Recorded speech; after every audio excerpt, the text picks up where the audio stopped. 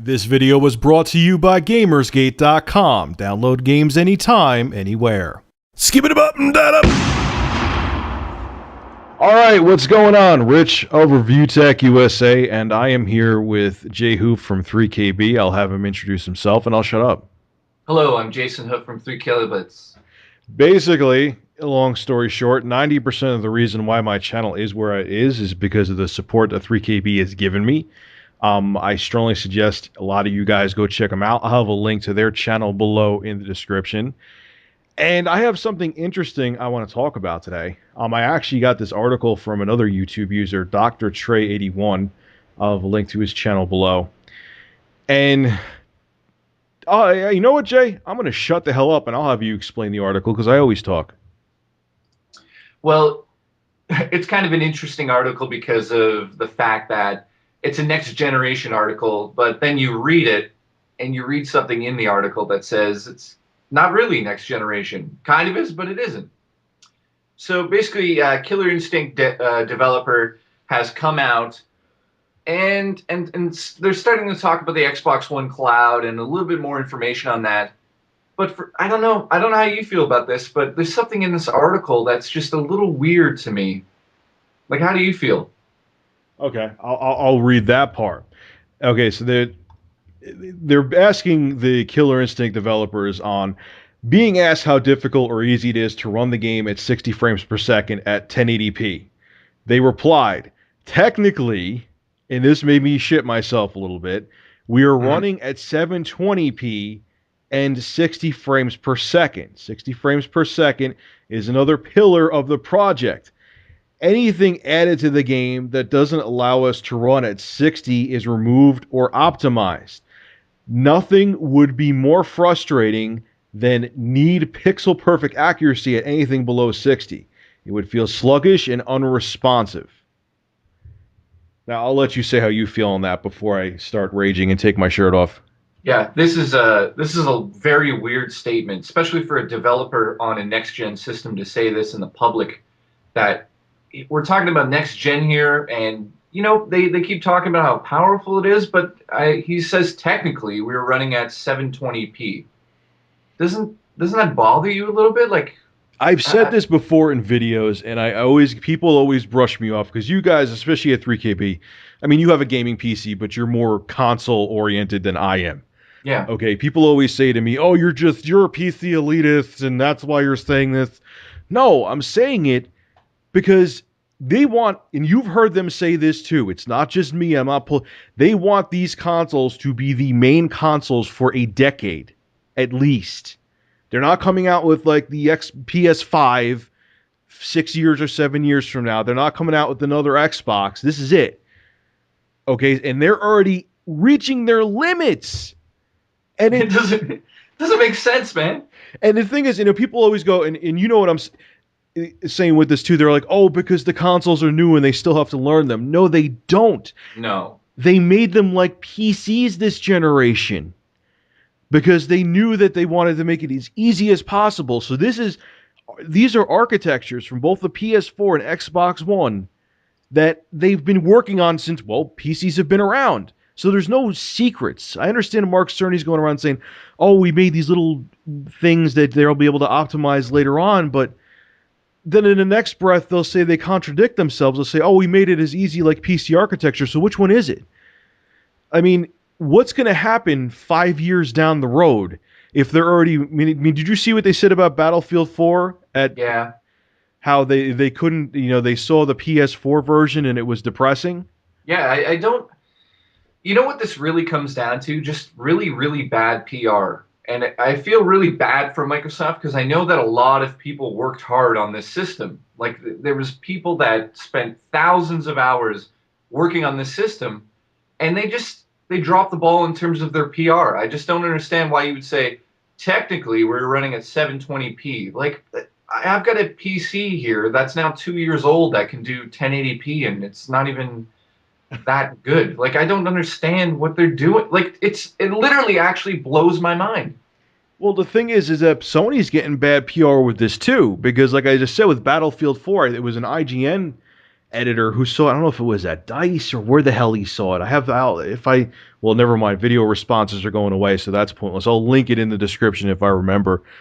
Where he saw the PS4 version, he said that wasn't running at 1080p. He said it was running well below. He said the textures look soft compared to the PC version. And again, I know what people are going to take this as is me just, shitting on consoles. I'm buying both of them. Why the hell would I shit on them? Like, what would be the point? Even if I wasn't doing Review Tech USA, I would buy both of them.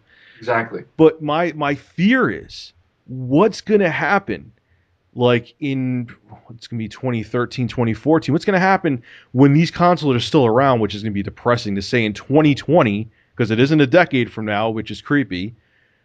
And they already are reaching their cap, and the consoles aren't even out yet. Like, developers were bitching this generation about limitations. Imagine what's going to happen when they have to deal with this same hardware for a decade.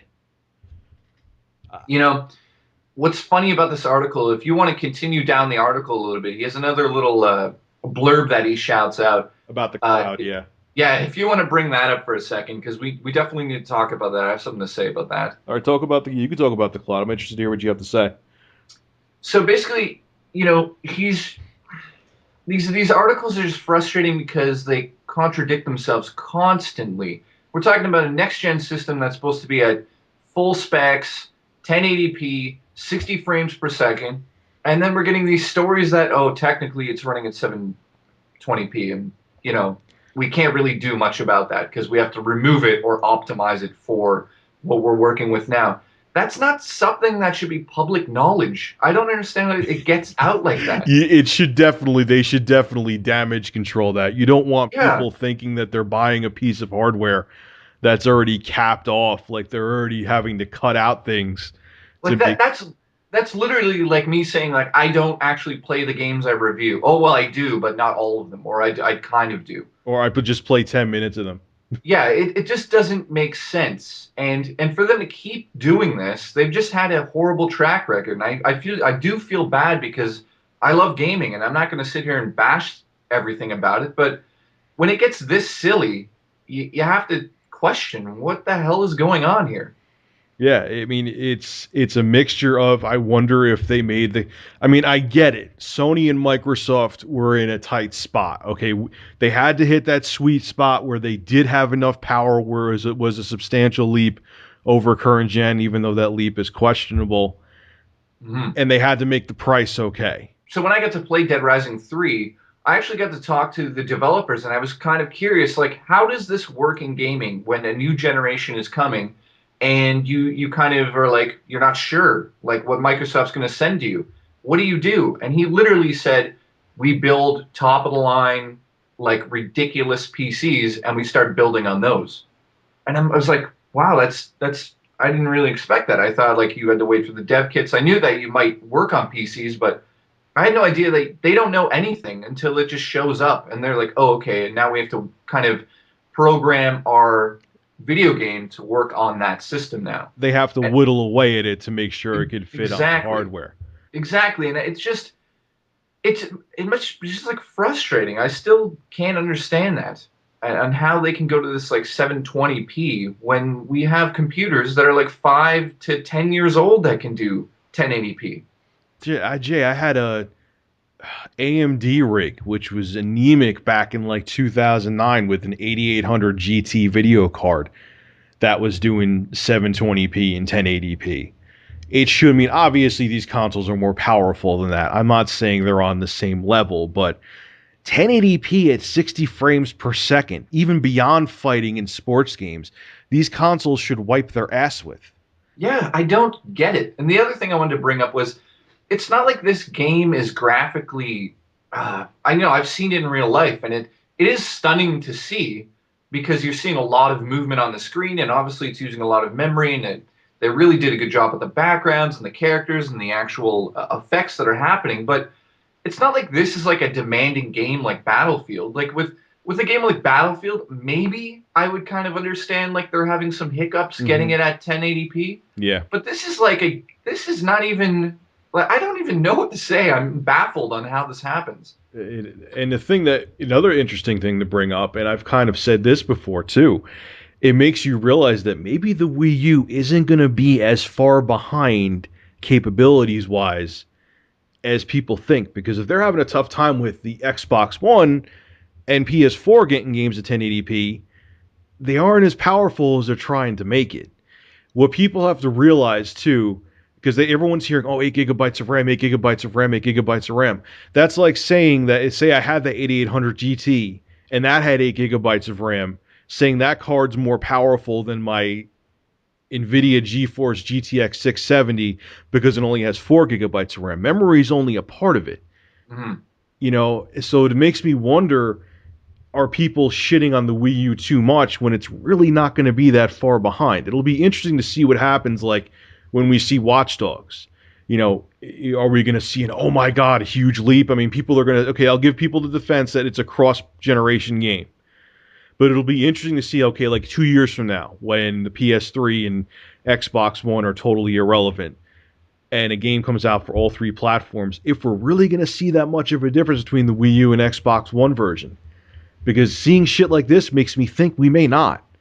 Well, I've actually seen Watch Dogs in like a live demo in front of my eyes, Mm-hmm. and it's supposedly running on a PS4, which I believe was just a dev kit, which is actually just a PC.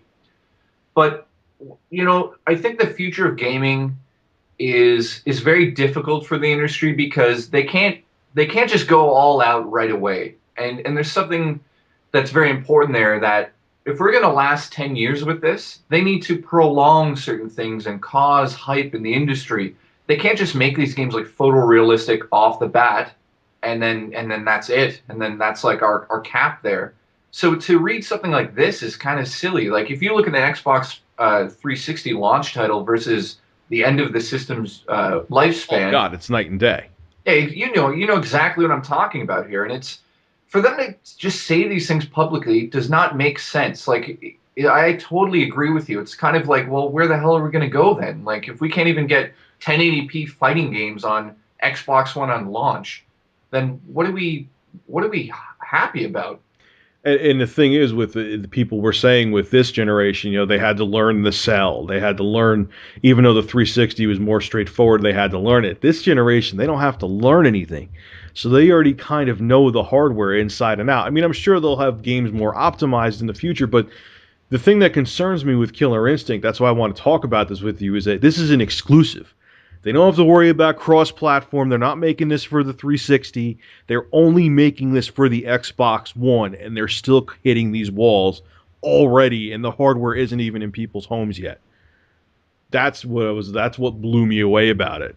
I totally agree with you. I mean, you don't have many franchises left to dig up on. I mean, you've ran out of Halo almost. You've Gears is arguably Dead. not in a good place. I can't even continue to think of any other franchises that they have. I mean, I just feel like they've made some missteps on the way, and it's going to cost them a huge amount when this thing releases, and it's just not as up to par with the PS4. And I hate saying that, but I that's just the way it is, and that's how the hardcore audience is going to handle it. You know what I mean? There's not much we can do on just trying to lower our expectations. This is next gen. Like, I don't understand how you fumble the ball on this. Does not make sense. And people, I mean, and especially we understand technology somewhat. People are going to, who don't understand technology, who don't understand that this generation's not going to be as huge of a leap, are going to go out buying these consoles expecting this huge leap like they got with the 360 and PS3, or when they went from the PS1 to PS2, which was an even bigger leap, in my opinion.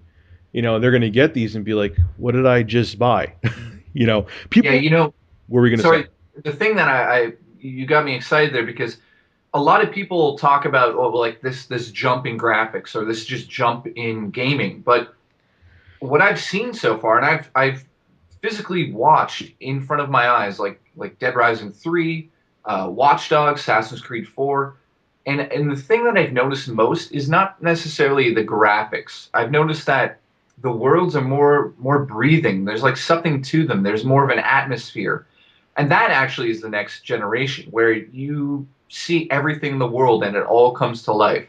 Like just the rain effects in Watch Dogs just blew me away, and it just made me more part of that game than any other game on this generation had ever made me feel. I felt like I was standing in the rain because of that vibe they created, and they can only do that on these systems. So, I mean, that's the plus. But the negative here is just articles like this just don't make sense. Yeah, it just makes me feel like they're already hitting a cap, you know, before they're even on our I know desks or wherever. it's not even in your living room, and they're complaining already, kind of like. And the other thing about the article that I thought was really funny, he goes on to talk about the cloud, and Microsoft has not done a good job explaining what the cloud is. And I spent a good 2 to 3 hours talking to the developers of, Dead Rising 3 and Watch Dogs and all of that stuff, and I said, "What is this cloud? What is it? I don't get it."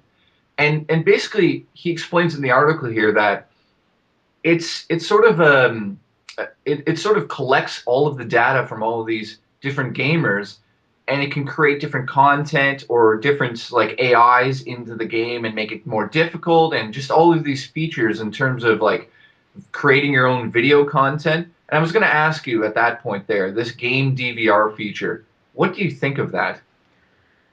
I could care less on the Xbox One because I got to give them kudos for this. They proudly announced that you're going to be able to use their own.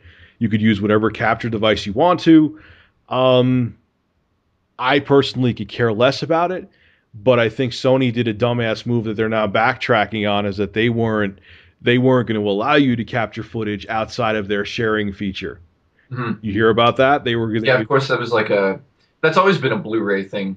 Yeah, because they're afraid. Well, the Xbox One is going to have Blu-ray too, but I guess Microsoft is just going to have the HDCP enabled if you're trying to record a movie. They won't allow you to do that. Who cares? Whoopee. Yeah, But Sony was doing it with everything. The PS3 is like that too. You could still only capture via component with the PS3. yeah. Um, I think it's good. Beyond that, though, getting off the technical nerd crap, I think it's good because he, game capture, beyond you and I having partnered YouTube channels, we're not talking about us. Game capture, like I said in the previous video, is become it's part of gaming now. Okay, like I said in another video, I have my 11-year-old brother. His friends capture gameplay footage. I did notice you were talking about that, and then I can relate too. I have a younger brother. Mhm. All he does is captures Minecraft, and it's like it's almost like that. Back in the day, we would go to school and talk about the stories. Now they physically have like proof that they did something in a game. So Yeah, and it's crazy. I mean, imagine us back in the SNES days. We would have never thought of that. But I think on both Sony and Microsoft's end, it was a smart move to have the video sharing feature. I also think Microsoft was even smarter to realize, hey, people are going to want to capture the gameplay footage externally. Let's make sure they can do that. Why Sony didn't think of that, even though they pretty much thought of everything else, is beyond me. well, I have a theory on that one, which would be Sony also owns a Hollywood studio that makes blockbuster films and whatever. Some are good, some are bad, and they don't want you to be able to copy those. And that's always been an issue with Sony. Like Microsoft doesn't have to worry about that because they don't make movies. Well, they could That's the switch it on and off though. That's what Microsoft does. If you try to play a movie, it automatically switches on that you can't record it. When See, you but yeah, there's also the publishers were pushing for certain things, and I just feel like there's a story behind this that hasn't come out yet in terms of YouTube, the publishers, and monetizing videos. I'm almost positive there was, and we can kind of see a little bit of that with Nintendo and a couple other companies stealing the monetization off of Let's Plays. So there's something going on there, and I don't know if we're ever going to see the truth come out, but I don't know. Like, how do you feel about the Let's Play community and the fact that they consider the footage to be owned by them? And you do know that everybody's going to be doing it for PS4 and Xbox One. Well, not for PS4 now, but No, they're going to get rid of it. they're going to, yeah. Sony's already backtracking on it and saying we want to make you guys happy, so we'll discuss it further. I always said before I'm gray. It's a gray area with Let's Plays because to me, an entire game you can ruin, you could devalue it because if someone wants just like say it's a story-driven game, Yeah. it could devalue it because maybe someone's like, I don't want to spend $60. I just want to see what happens. I'm going to go watch a Let's Play and people lose money. Um, just gameplay footage, like what I do, like what you're seeing in this video right now, I think when they go after that, it's pretty silly and retarded. Because I can't tell you how many times people see games in my video and say, "Hey, I want to buy that. Hey, I want to buy that. It looks good." It's free press. It's free PR. It's free advertising that they don't have to spend a dime on. And a game, which this kind of contradicts the whole Let's Play thing, but a game, the true experience, minus the story-driven games, that's why I said gray area, you have to have a fucking controller in your hands. Yep. I mean, come on. You're not hurt. It's not like it's not like people are uploading movies where the experience is your eyes looking at the screen. You have to have the controller in your hand to play it. So putting up just pieces of gameplay footage like what I do, not a whole game, doesn't devalue it. Devalue it. It doesn't. If anything, it's making them money, a shit ton of cash that they couldn't pay for the amount of free advertisement they're getting. They would go bankrupt to try to do it, and they're getting it for free. So I don't understand why. I mean, there's companies that embrace it like Activision and Valve, and there's companies that hate it like Nintendo. I don't understand why companies shoot themselves in the foot. I really think it's just a bunch of suits up in their corporate offices that don't get it. I totally agree with that. But Let's Plays, like I said, and then I'll shut up. Let's Plays, I kind of could see where they're coming from because seeing a whole game, especially if it's story driven, it may make people not go out and buy it. Well, the last point I want to say on that is the future of gaming is definitely more cinematic. And I think they're a little worried, like, we put $200 million into this game, and it is kind of like a movie, but it also is a game, and we just don't want that part of the game ruined. And I mean, I can kind of relate to that as well. Like, if I'm going to play a game like Beyond Two Souls or even Uncharted 4 when it comes out, I definitely might check out some video, but I don't want to see those cutscenes. Like, that's something I want to experience for myself. That's why Rockstar, you just brought up an interesting point. I thought this is what you were getting to, or maybe you are, then I'll shut up. Rockstar put out an official statement on gameplay footage. You can do a full Let's Play and include cutscenes, but you cannot make a video. They will take it down with the wrath of God.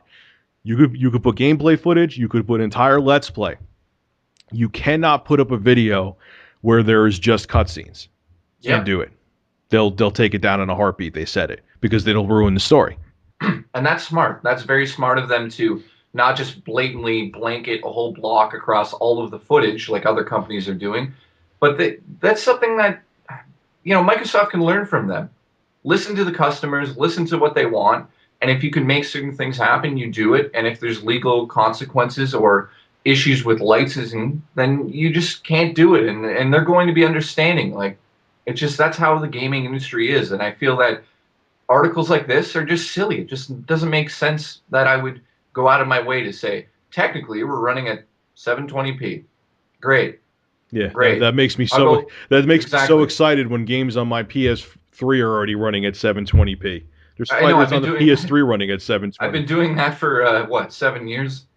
Yeah, I don't get it, man. I don't get it. So it'll be the bottom line is we'll end this video with this. It'll be interesting to see where the industry is in 5 years. And here's another topic I'm not going to bring up again. Imagine when your cell phones could start playing games at full 1080p with a controller. It's getting there. Be interesting. Well, you know what? It's there almost. I mean, this new iPhone is running stuff that looks incredible. Yeah, just I know. Pop a controller in there and we're there almost. It's another 2 years and we're there. If I was Microsoft and I was Sony, I'd be a little scared of the fact that this guy's walking around with a phone in his pocket that's potentially going to be just as good as our $500 systems. So we better do something now that is revolutionary. But no, instead we're doing 720p. But it is 60 frames per second, so hooray. Yeah, because that hasn't been done already a billion times. But we'll talk about. I think we'll actually bring that up for another video. Maybe next week you and I'll talk about that. Tablets and cell phones, when they get powerful enough and can play AAA games, take over consoles. That'll be an interesting video. But anyway, thanks for coming on, Jay. This was awesome. We got a lot of shit off our hairy chests, and I'll have Jay on again next week. Make sure you guys subscribe to 3 Kilobytes. All right, have a good one. Thanks, guys.